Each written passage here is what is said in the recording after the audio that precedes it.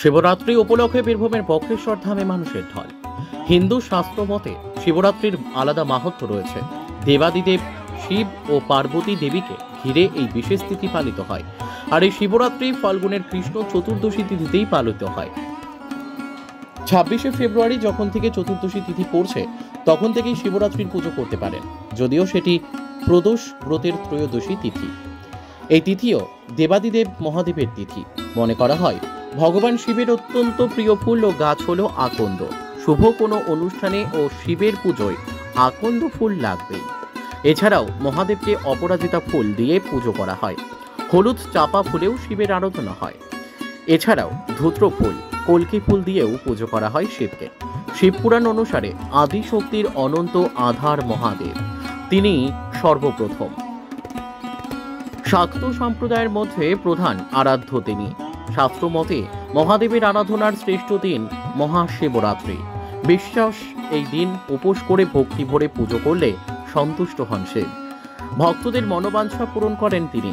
কথিত এই দিন সঠিক নিয়ম মেনে কুমারীরা যদি ব্রত পালন করেন তাহলে শিবের মতো জীবন সঙ্গী পান তারা। প্রতিটি জায়গার মতো বীরভূমের বক্রেশ্বরেও দেখা গেল ভক্তদের ঢল। পূজা দিতে আসা ভক্তরা শিবের মাথায় জল ঢালতে ভিড় জমিয়েছে। বীরভূমের বক্রেশ্বরের পুরোহিত থেকে শুরু করে সেবায়িতরা ব্যস্ত পুজোয়। মহিলা পুরুষ নির্বিশেষে শিবের মাথায় জল ঢালতে ভিড় করেছে বীরভূমের বক্রেশ্বরে। আর সেই চিত্রই তুলে ধরছি আমরা। কাজী আমিরুল ইসলামের report, S news Bangla.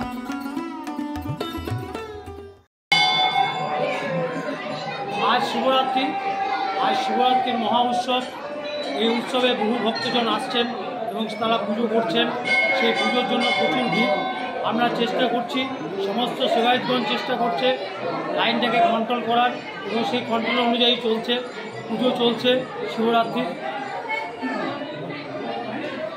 Bakreshwar বাবার মন্দির এবং পাশে মায়ের মন্দির, সেখানেও পুজো চলছে। পাশে যে ছোটো ছোটো শিব মন্দিরগুলো আছে সেই শিব মন্দিরেও পুজো চলছে। মূল বক্রেশ্বর বাবার মন্দিরে পুজো চলছে এবং মায়ের মন্দিরে পুজো চলছে। বক্রেশ্বর থেকে বিশ্বজিৎ চক্রবর্তী, বক্রেশ্বর সেবায়িত। ওম নমঃ শিবায়, ওম নমঃ শিবায়, ওম নমঃ শিবায়। হর হর মহাদেব।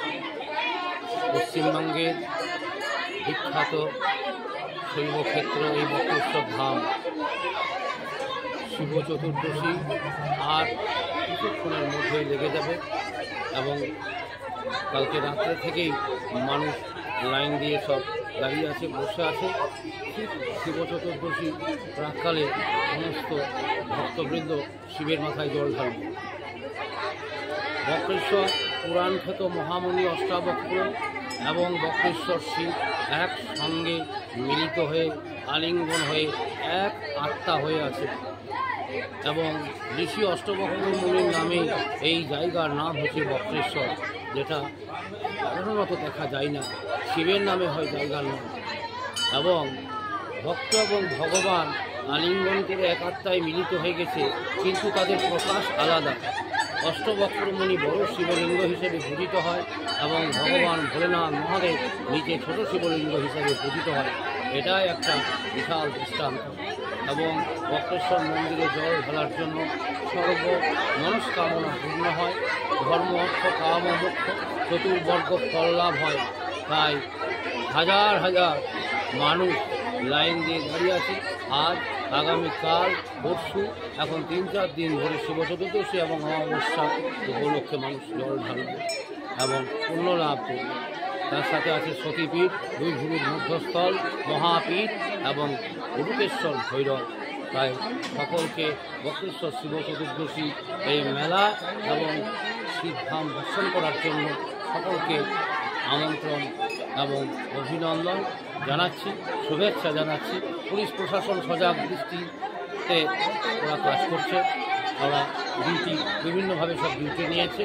আমি একজন সেবায়িত হিসাবে সকলে তাদের শান্তি শৃঙ্খলাভাবে সুষ্ঠুভাবে লাইন দিয়ে যেন পুজো দেয়, কোনো বিশৃঙ্খলা যেন না করে, তাহলে সেটা আমাদের সার্থক হবে।